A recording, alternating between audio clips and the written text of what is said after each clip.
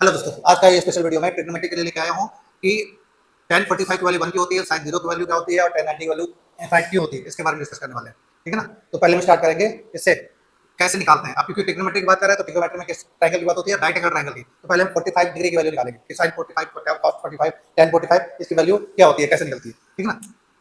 तो यहाँ पे है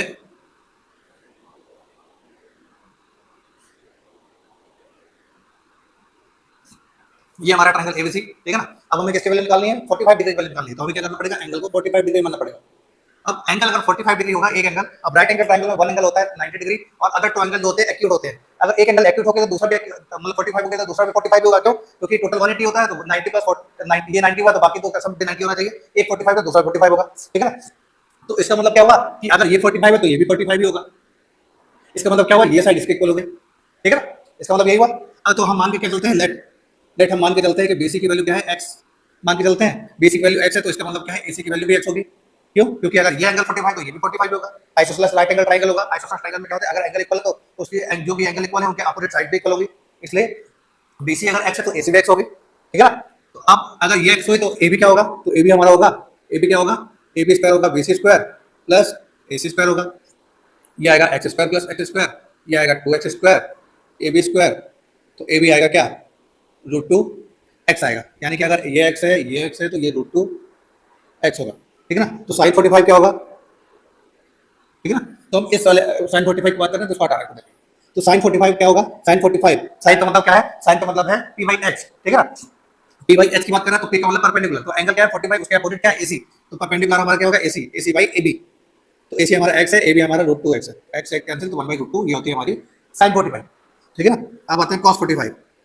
कॉस 45 क्या होता है, BC by A B. BC by A B का मतलब एंगल हम 45 ले रहे हैं तो एंगल 45 पे कनेक्टेड साइड कौन सी है, एंगल 45 पे कनेक्टेड साइड है एबी और बीसी। अब एबी को एबी तो हम एबी क्या है, एबी हमारा बेस तो नहीं हो सकता क्योंकि वो 90 के अपोजिट यानी कि वो हाइपोटेनस है, ठीक है ना। तो बेस हमारा क्या होगा, बीसी होगा तो x बाई √2 एक्स कैंसल 1/√2। अब ऐसे tan 45 बात करेंगे तो क्या आएगा, AC by A B, sorry AC by BC. और दोनों क्या है, एसी और बीसी इक्वल है, दोनों की वैल्यू x है तो आएगा 1। तो sin 45 1/√2 होता है टेबल में, cos 45 1/√2, tan 45 1 होता है, ठीक है ना। ये मैं क्यों बता रहा हूँ क्योंकि लास्ट ईयर 10 मतलब एक सेट में आ चुका है कि y the tan 45 equal to 1, ठीक है। सो इट ज्योमेट्रिकली, मतलब ज्योमेट्री की हेल्प से इसको बताओ कि tan 45 1 क्यों होता है। तो ज्योमेट्री मतलब पाइथागोरस थ्योरम यूज करके मैंने उसको सॉल्व किया है, ठीक है ना। तो दोस्तों अब हम बात करने वाले हैं sin 0 डिग्री की वैल्यू क्या होगी, cos 0 की क्या होगी, tan 0 की क्या होगी। उसके लिए हमने क्या किया, राइट एंगल ट्रायंगल बना हुआ है, यहाँ पे थीटा लिखा हुआ है, ठीक है ना। तो sin थीटा की अगर वैल्यू की बात करें तो sin थीटा होगा AC बाई AB, cos 0 क्या होगा BC बाई AB और tan क्या होगा AC बाई BC, ये होगा।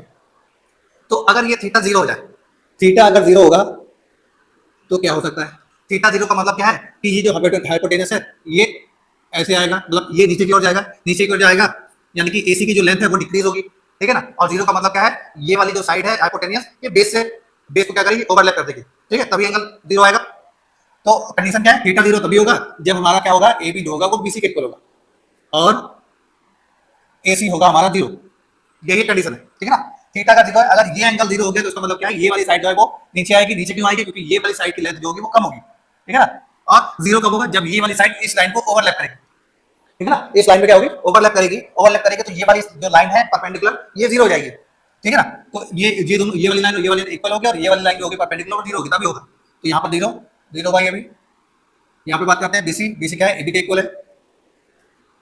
और यहाँ पे क्या है, एसी क्या है 0। तो 0 बाई कुछ भी करो तो 0 आता है, ये आएगा 1 और ये आएगा 0, ठीक है ना। हमने पढ़ा हुआ है sin 0 0 होता है, cos 0 1 होता है, tan 0 0 होता है, पढ़ा हुआ है ना। तो ऐसे ही निकलता है, ठीक है ना। अब हम बात करेंगे 90 डिग्री, 90 डिग्री कैसे होगा उसकी बात करेंगे। हम बात करने वाले sin 90 cos 90 tan 90 वैल्यू निकालेंगे कैसे आएगा, ठीक है। तो फिर से हमने ट्रायंगल बनाया हुआ है, यहाँ पर ट्रायंगल में एंगल थीटा लिया हुआ है। अगर इसके हिसाब से करें तो क्या होगा, फिर से भाई AC बाई AB, ये क्या होगा BC बाई AB, ये क्या होगा AC बाई BC। अगर ये वैल्यू 9, अगर ये एंगल 90 हुआ तो 90 होने का मतलब क्या है, एंगल इंक्रीज, मतलब एंगल क्या है, इंक्रीज होना है, ठीक है ना। जैसे 0 डिग्री करने के लिए क्या होता है, इसको मतलब इसको फॉलो करना पड़ेगा या फिर इसको ऐसे खींचना पड़ेगा तब जाके वो नीचे आएगा, है ना। तो और AC 0 हो जाएगा, लेकिन 90 करना है तो क्या करना पड़ेगा, इसको और पास लेके जाना पड़ेगा, इतना पास लेके जाना पड़ेगा कि ये वाली लाइन जो वो इसके इक्वल हो जाए, ठीक है ना। ये वाली लाइन कहाँ जाएगी, इसकी इसकी हो जाएगी, ठीक। क्यों, क्योंकि हम जैसे जैसे अगर हम मतलब किसी अगर हम मानते हैं कि कोई ऑब्जेक्ट फर्स्ट फ्लोर पर रखा हुआ है और हम उसको देख रहे हैं तो हमें हेड उसको ऊपर दिखाना पड़ेगा। अगर हम दूर है तो हल्का सी हेड बेंड करना पड़ता है, ठीक है ना, ऊपर की ओर। लेकिन जब जैसे हम उस बिल्डिंग के नीचे जाएंगे तो हमें अपने हेड को कुछ ज्यादा ही, ठीक है ना, मूव करना पड़ता है ऊपर की ओर उस चीज को देखने के लिए। तो वैसे ही जैसे ये एंगल अगर बड़ा होगा तो क्या होगा, ये वाली जो ये साइड जो है वो ऐसे आगे की ओर बढ़ेगी, आगे की ओर बढ़ेगी। और ना ये एंगल 90 तभी होगा जब ये वाली लाइन इस लाइन को ओवरलैप करेगी, ठीक है ना। तो यानी कि ए बी जो होगा वो ए सी के इक्वल होगा, उस कंडीशन में ए बी जो होगा वो ए सी के इक्वल होगा, तभी होगा थीटा 90। थीटा अगर 90 होगा तो इसका मतलब क्या है, ए बी होगा, ये वाली लाइन इसके इसको ओवरलैप करेगी, और जब ये वाली लाइन इसको ओवरलैप करेगी तो ये वाली लाइन बचेगी, एलबीसी हो जाएगी, ठीक है ना। और बीसी क्या होगा, उस कंडीशन में जीरो होगा।